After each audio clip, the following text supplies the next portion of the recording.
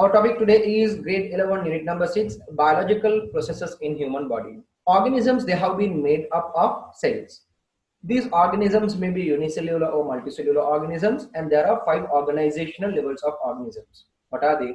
Cell, tissue, organ, system, organisms. Cell, tissue, organ, system, organism, and here system is the level that we are going to discuss. A system you take, that is a collection of organs, arranged together, organized together to perform specific functions. Different types of systems are present in all the organisms, all the multicellular organisms. It's better to say like that, all right? Because unicellular organisms, they don't have 5 organizational levels. They do have only the cells, right? So these systems you take, there are many types of systems in both plant and animals. If we take the plants, they do have mainly only 2. What are they? The shoot system and the root system. Additional, there are some other systems too, like vascular systems, like that.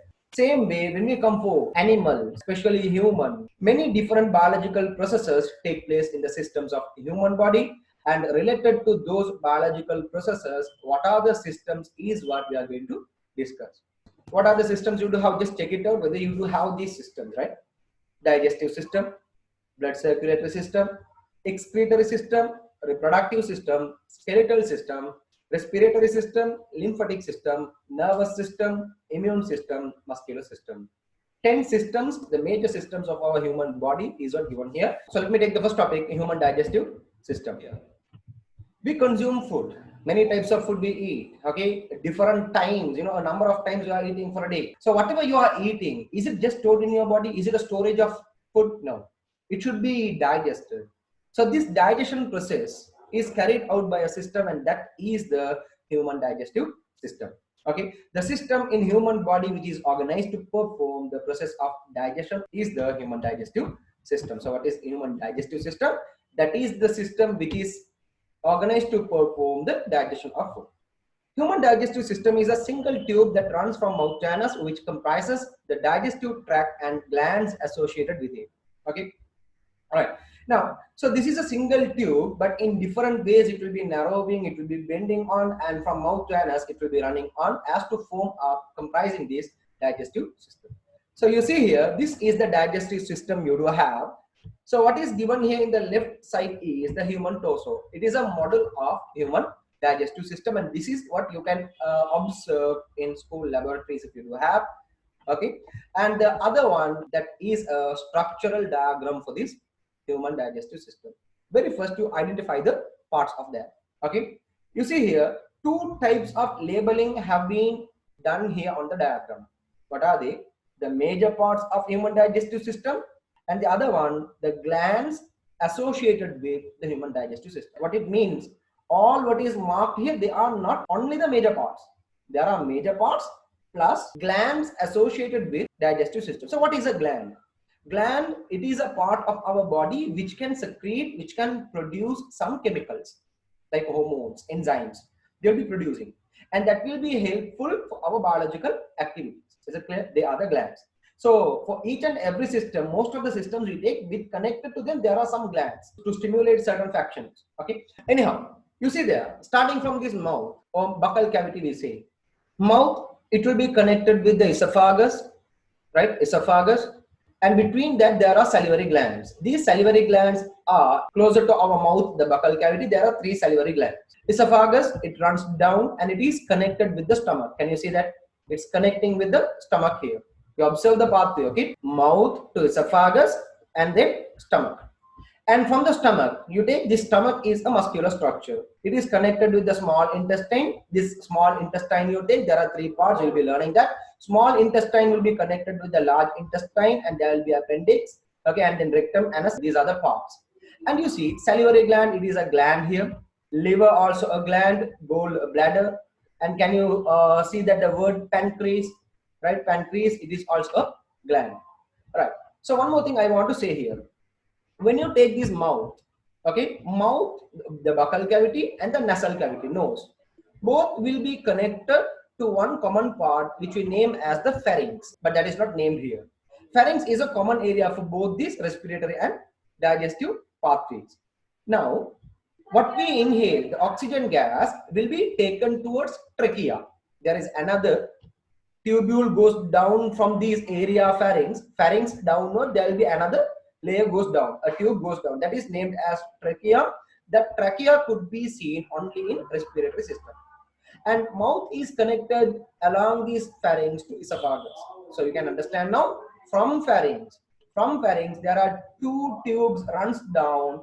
One is esophagus, goes to stomach, and the other one is trachea, that is connected to lungs in respiratory system. Okay, first we discuss the structure. Now I'm going to take the function.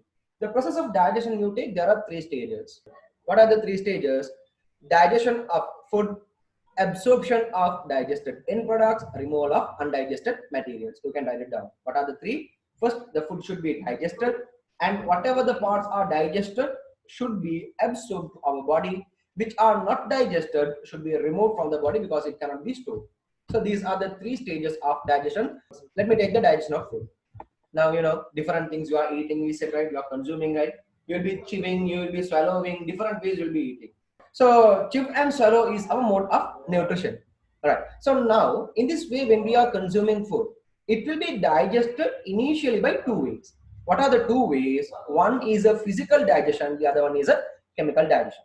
Okay. So anyhow, how do you define the term digestion? We'll look into that. The process by which the complex organic compounds are converted into simple organic products to be absorbed into the human body is called digestion of food. That is, we don't eat small materials, right? Okay, we are eating big particles. All these should be broken down into smaller substances. For that, we don't have any grinders inside, right? No blender machines are there. That should be carried out by digestive system. Okay, what happens now? These larger complex materials will be broken down into, digested into simple organic substances to be absorbed to our blood circulatory system. The process by which the complex organic compounds are converted into simple organic products to be absorbed into the human body is called digestion of food. There are two processes of digestion. One, mechanical process, chemical process, right? Mechanical process or mechanical digestion means that is the digestion, that is the breaking down of food only by its physical state, physical nature. That means the size, the particle shape will be changed. You read there? During mechanical process, the physical nature of the food is altered, changed. Example, breaking down of food into small pieces by teeth inside the mouth, and this is the very first beginning. Chemical process. When you take the chemical process, during chemical process, the insoluble complex compounds are broken into simple molecules by the action of enzymes. So now, there are some materials which are insoluble. They won't be soluble. So these insoluble complex compounds, to be broken down, there should be a chemical activity carried out, and that is done by, triggered by enzymes. You can remember enzymes. They are the chemical compounds. They are the special proteins produced, synthesized inside the body to increase the rate of biochemical activities. Accordingly, these enzymes are what will be carrying out the chemical process. Accordingly, let me read it once again. During chemical process, the insoluble complex compounds are broken into simple molecules by the action of enzymes. Example, starch is converted into maltose by ptyaline enzyme, or another word we are giving, that is salivary amylase. How do you identify that? Just imagine you are eating something. Once when you are keeping something inside your mouth, you can see, you feel the taste. Actually, that is because of the sensitive areas you do have in your tongue. Some people, they might not taste it. That is because of they are senseless, right? Anyhow, so once when you are chewing that, you can feel a sweet taste will be there. Just let me take an example. Flour made, any sort of food you take, okay, this flour made means it is starch. It doesn't have a sweet taste. But when you are eating that, you can feel a sweet taste. That is because of starch is converted into maltose. To do so, there is an enzyme produced by our salivary glands. What is that? Salivary amylase, ptyaline. So this is an example for chemical process. So these are the two processes carried out in digestion. There are some nutrients that can be used by the body without any digestion. Now what we learn here is the material should be digested, broken down, so that it can be absorbed to our body. But there are some things which can be directly absorbed to our body even without being digested. What are they? Mineral salts, glucose, galactose, some vitamins, fructose. It is because of mineral salts that is not to be digested. Furthermore, they are the simple particles. Glucose, it is the simple. You can remember carbohydrate, what is the simplest part? That is glucose. Galactose, fructose, they are also monosaccharides. Some vitamins are also same. So accordingly, These are few examples for the materials which could be absorbed to our body even without any digestion. Now, this digestion to be carried out, there are some steps we are going to take. That is, the first one, digestion in the buccal cavity. In our buccal cavity, what happens? We see there, both mechanical and chemical process of digestion, okay, both mechanical and chemical process of digestion will be started in our mouth. So what we have learned as the physical and the chemical process, both will be started in buccal cavity. Complex food is broken into small pieces by teeth inside mouth. All complex food will be broken into small pieces. That is a physical digestion. Phthalate enzyme, salivary amylase acts on starch in digestion of food. Starch will be converted into maltose. That is a chemical process. So you can understand now. Second point here is a physical digestion. Third point here is a chemical digestion. And that chemical digestion is what starch converted into simple component maltose, and that is triggered by, stimulated by phthalate. Now, the buccal cavity. It is made up of upper and lower jaws where teeth are present and is surrounded by cheeks.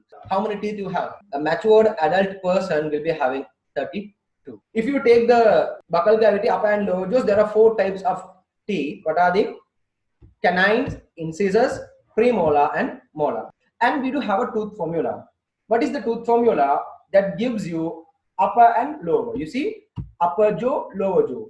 And also not the entire upper jaw, lower jaw, only one side. Upper jaw one side and lower jaw one side, you see 2 1 2 3 2 1 2 3. That means one side 2 1 2 3 means the other side also 2 1 2 3. Altogether when you take, it will be giving you 32. So accordingly, this is about the buccal cavity. And the tongue is attached to the floor of the buccal cavity. You see here, the tongue is attached to the floor of the buccal cavity. And 3 salivary glands are present, and these secrete saliva, and the tongue helps in identification of taste, mixing of food with saliva and swallowing. That's correct, right? Tongue is the place that will be spooning out all what will be there inside your mouth when you are taking food, and the saliva will be helping us to digest it, right? What are the salivary glands? You can see parotid, submandibular and sublingual gland. I said you these are additional names for you. Let me go to the next one. Initially digested food is formed into a bolus. What we eat is food, and this food will be digested into bolus. Okay, after we have eaten here, once it is passing the buccal cavity, it becomes a bolus, and this bolus is pushed to the posterior part of the buccal cavity. Posterior means end part of the buccal cavity, that is the pharynx area. Next, food is pushed into the pharynx. You see, this is the path it goes on. Food you eat, it comes bolus. After physical chemical digestion buccal cavity, it will be pushed into the pharynx. Pharynx is a common area to both respiratory and digestive system. Passing this pharynx, where it does go, there is a movable organ called epiglottis found just above the opening of trachea. Can you remember there are 2 tubes? I said trachea and esophagus. Esophagus goes to the stomach, trachea goes to the respiratory system, lungs. But both of them are commonly starting from pharynx. Then what if there is no control? What we eat, that might go for respiratory system, so it should be controlled. For this controlling, there is a dough-like structure, that is epiglottis. Can you see here the epiglottis given? You can see once when you are inhaling, the gas will be straightly going on. But when you are eating, it will be lowered down, closing the trachea. Can you see here? It is lowering down, closing the trachea. This is the trachea, right? Trachea is closed, and what you eat here will be moving towards the esophagus. And the same thing happens shown here too. Open epiglottis, and this is a closed epiglottis, right? So since epiglottis is closed, trachea will be covered up, and the food that you eat will be moving to stomach. Okay, there is a mobile organ called epiglottis found just above the opening of trachea. When bolus is swallowed, the epiglottis moves down to close the opening of trachea. Now once when it is moved down, epiglottis will be closing. Once bolus gone down, again it will be opening for you to allow inhaling. The bolus enters into esophagus without entering into trachea. That's clear, right? Fine. After that, the bolus passes through the esophagus across the cardiac sphincter by peristaltic movement. So what is this peristaltic movement? Can you see the diagram here? When it is moving on like a wavy pattern, it is giving you. It is something like when a particle moves downwards, okay, it will be giving you like this structure, okay, in this way. So this structure is what mentioned as peristaltic movement. By peristaltic movements, these bolus will be moving down. And as esophagus is a muscular structure, due to contractions and relaxation of its wall, the peristaltic movements appear as waves. That's correct, right? That is because of esophagus is also a muscle. It's a muscular structure, so it can contract and relax. So because of these contractions and the relaxation, there will be peristaltic movements. These peristaltic movements provide the force to propel the bolus forward. Because of this peristaltic movement, the bolus, that means the food which is digested from the buccal cavity, okay, it is allowed to propel downwards, to move downwards. Is it clear? So this is the digestion taking place in buccal cavity. And so the next topic I'm going to take is the digestion in the stomach. See, now first it's coming from buccal cavity and then it is entering into the stomach. So what is entering into stomach now? How do we name that? Bolus. Can you remember that food is what enter into the buccal cavity after digestion? It is termed as bolus. Bolus is what enters stomach now. A semi-fluid paste called chyme is formed when food in the stomach is ground for 3 to 4 hours. There will be 3 to 4 hours spending for digestion in stomach. What is the food entering into stomach? Bolus. After digestion in the stomach, it leaves the stomach and that is called as chyme. Is it clear? Accordingly, a semi-fluid paste called chyme is formed when food in stomach is ground for 3 to 4 hours. Due to the peristaltic activity of muscles in the stomach wall, the bolus is broken and mixed well into a chyme, right? So there are many juices that we have to learn here. That is not orange juice or mango juice or whatever. The digestive juices. Okay, the first juice is gastric juice. Gastric juice is what produced inside the stomach and it consists of mainly two particles. An additional one is there, that is only in infants. What are they? You see here, the gastric juice contains mainly hydrochloric acid and pepsin enzyme. What are the two? You can just roughly note it down. Gastric juice contains two. What are the two? HCl acid, hydrochloric acid, pepsin enzyme. These are the two. Renin is present in infants. What is present in infants? Renin. What are their functions? HCl, hydrochloric acid, activates pepsin and pepsin start the protein digestion to produce polypeptides. You see, all what's happening here is larger particles are broken into smaller particles. HCl will be activating pepsin. Pepsin is an enzyme. Pepsin is an enzyme. But it will be appearing, it will be existing in the body as, right? It will be existing in the body as an inactive enzyme and that is called pepsinogen. This inactive state of pepsinogen will be activated into pepsin, that is done by HCl. What it says, there should be an acidic medium. Okay, there should be an acidic medium or a lower pH for conversion pepsinogen into pepsin. Did you understand that? Why do I say lower pH? Because acids, they will be giving a lower pH. pH is an indicator of acids and bases. All right. Now, pepsinogen is converted into pepsin, right? Thereafter, what happens? Now, pepsin will be taking its role. Pepsin will be converting proteins into polypeptide. First, pepsinogen will be converted into pepsin, activated into pepsin, that is done by HCl acid. Meanwhile, now pepsin will be triggering, it will be stimulating the conversion of protein into polypeptide chyme. Bolus, digested inside the stomach, comes out as chyme. The chyme contains partially digested proteins. Okay, partially digested proteins are there. That's correct, right? Why partially digested proteins? I said you right. Proteins are converted into polypeptides. Polypeptide is not the simplest form, and the final end product is amino acid. Step by step it happens. So undigested proteins are also there, or partially digested proteins are there. And digested and undigested carbohydrates. Why do we say so? Can you remember in buccal cavity? Starch was converted into maltose, that is carbohydrate, right?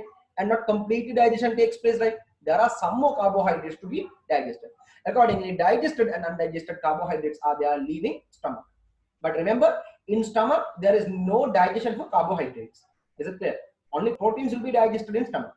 And undigested lipids. You can see lipids still we did not touch up. Lipids are not yet digested. That will be digested once it is leaving the stomach. And water, minerals, vitamins are also there. They are not digested particles. They are not to be digested actually. We said that earlier. So these are what contained in chyme.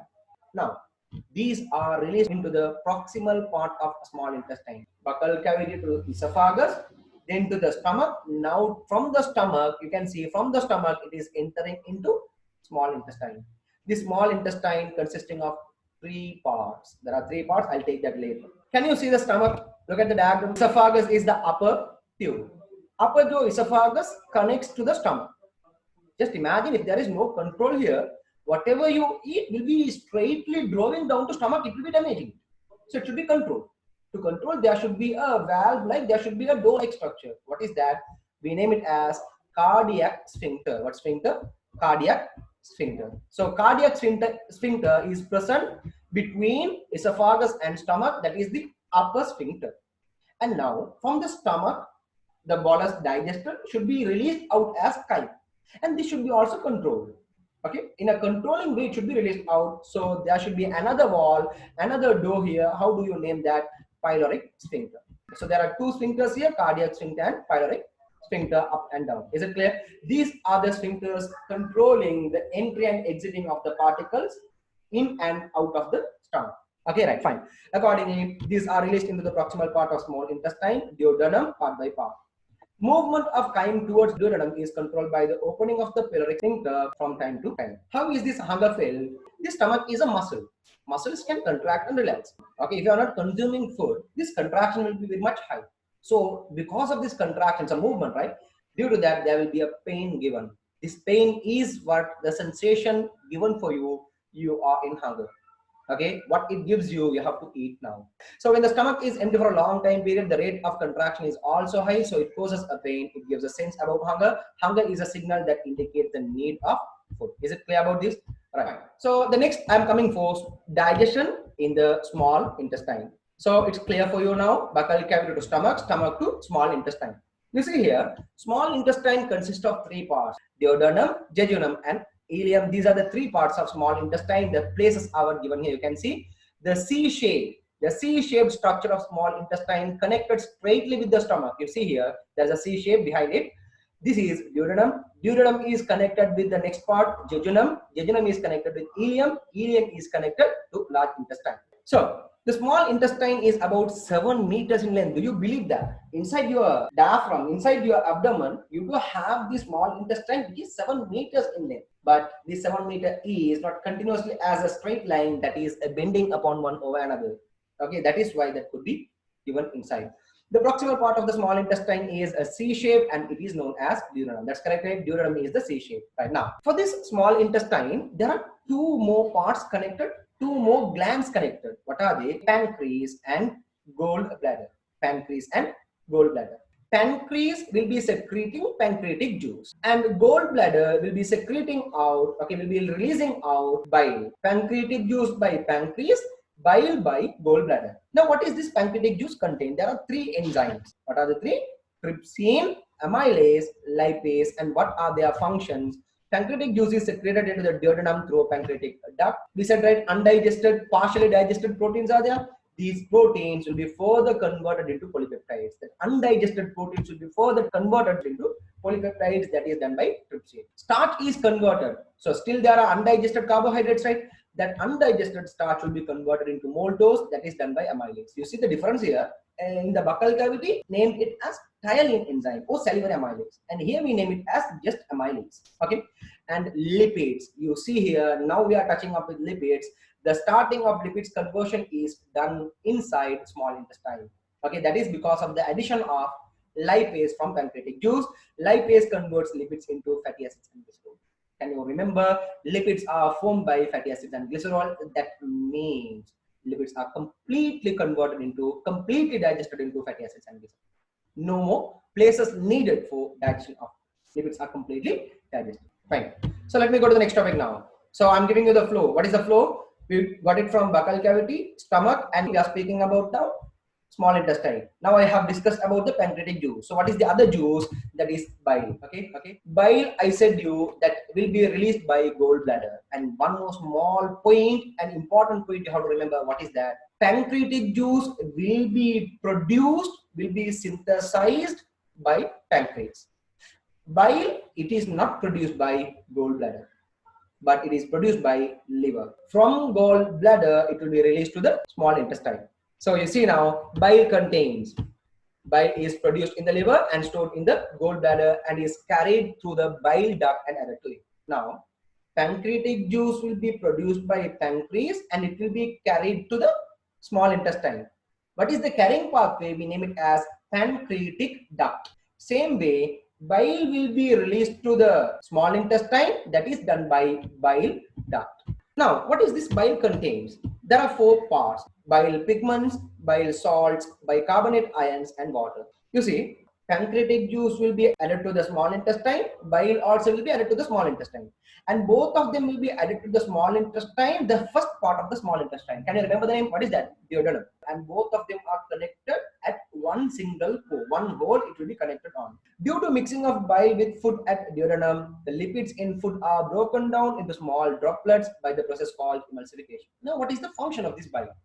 Can you remember lipids will be converted into fatty acids and glycerol by lipase, right? But it is not so easy. Just before that, this lipid should be emulsified. That means it should be broken into small droplets. Mixing up with this bile, it should be converted into small droplets of lipids. So this is what carried out by biles. Accordingly, lipids are converted into emulsified lipids, that is done by biles. A conversion of lipids or breaking down of lipids into small droplets by bile, it is called emulsification. Due to this action, enzymes get a greater surface area to act on lipid fold. Now, because of this, what happened? Earlier, the larger lipids have been broken into small lipids, right? Now, they will be having a number of surface areas. That means surface area is increased. When the surface area is increased, enzymes can activate in all those surface areas at the same time. That means their reactivity will be increasing. So, accordingly, rate of reactivities will be increased here. Bile and pancreatic juice are added to the food in the duodenum. You see the pathway here. Look at the diagram. This is the stomach, right? Stomach is straightly connected to the duodenum. This is the liver. Liver produces bile and will be stored in the gallbladder. Can you recognize the gallbladder here? Gallbladder will be releasing that bile along this bile duct, which is given in green color. Can you see? Bile duct. And that bile duct is connected to this single pore in duodenum. Pancreas is also a gland. Pancreas will be producing the pancreatic juice, and can you see there is a duct in pancreas that is called pancreatic duct. Along the pancreatic duct, it will be connected to the duodenum, that is also at the same point, same door. Can you see? Both bile duct and pancreatic duct are connected to the same door. Now, both these juices are added to duodenum. Okay. Furthermore, intestinal juices will also be added, and then thereafter, digestion will be completed. The duct of the pancreas and the gallbladder opens into duodenum via a single pore, single door, collecting both the pancreatic juice and bile into the duodenum. Accordingly, now it is the work to be completed by the intestine, the intestinal juices, which contains 5 particles: maltase, sucrase, lactase, peptidase, and mucus. And out of these, maltase, sucrase, lactase, peptidase, they are enzymes. Mucus is a liquid form present there. It is also having a function. So what are their functions? You see, food is digested further by the action of intestinal juices in the jejunum and ileum. Now, small intestine, duodenum is ended up, right? Duodenum will be carrying all those materials to the jejunum and ileum, and that is the place to complete the digestion. Can you remember maltose was there earlier? Starch was converted into maltose, right? But maltose is not the simplest unit. No? Maltose should be converted into glucose. You see here, maltose will be converted into glucose by maltase. Same way, sucrose will be also produced, right? When starch is broken down, intermediate product is sucrose. You have learned that earlier. You see here, sucrose is broken into glucose plus fructose by sucrase. Maltose also you take, that is not only one glucose, but there will be 2 glucose formed up. That is because of, you remember, disaccharide will be broken into 2 monosaccharides. These are disaccharides, right? Maltose, sucrose, lactose are disaccharides. Should be broken into monosaccharides. Okay, accordingly. Lactose will be converted into glucose and galactose. That is done by lactase. Okay, that is done by lactase. Polypeptides are converted into the final point amino acids. That is done by peptidase. Okay, so you see now all what is resulted here, they are the end products. They are the simplest forms. Now, can you remember one more thing we said, mucus? What is the function of mucus? Mucus, it lubricates food and then helps to move along the digestive. All this food will be lubricated. It is something like adding an oil, okay, to make it smoothen so that it will be smoothly moving along the digestive tract, and this is how digestion completes. To get notified about our next videos, subscribe to our YouTube channel Science with Anas Mahideen.